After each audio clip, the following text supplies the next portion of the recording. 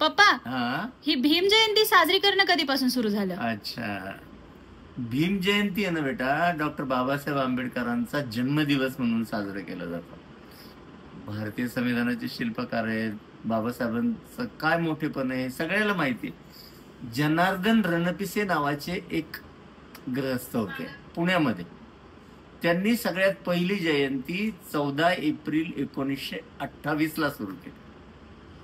आणि ही जयंती इतकी जोरात होती की त्यांनी हत्तीच्या अंबारीवर बाबासाहेबांचा फोटो ठेवून प्रभात स्टुडिओ जो आहे त्या पुण्यातला फेमस चित्रपटाच्या संदर्भातला, तर त्यांच्या रथावर उंटावर ही सगळ्यात पहिली जयंती साजरी केली असा इतिहास. आणि त्याच्यानंतर मग डॉक्टर बाबासाहेब आंबेडकरांची जयंती सुरू झाली. हे जे भाऊसाहेब रणपिसे होते ना, हे गृहस्थ पुण्यामध्ये अतिशय मोठं काम डॉक्टर बाबासाहेब आंबेडकरांचा कार्यकर्ता म्हणून करायचे.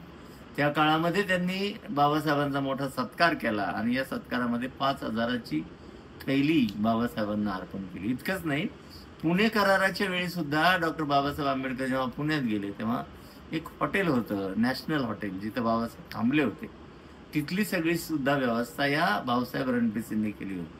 म्हणून जयंती साजरी करण्याचं खरं श्रेय जर कुणाला असेल तर या भाऊसाहेब रणपिसेंना आहे.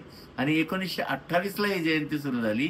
आज 152 देशामध्ये ही जयंती साजरी केली जाते. इतकंच नव्हे तर ही केवळ एकमेव जयंती आहे जी 14 एप्रिलला सुरू होते आणि बुद्ध पौर्णिमेपर्यंत चालते. ठीक आहे बेटा.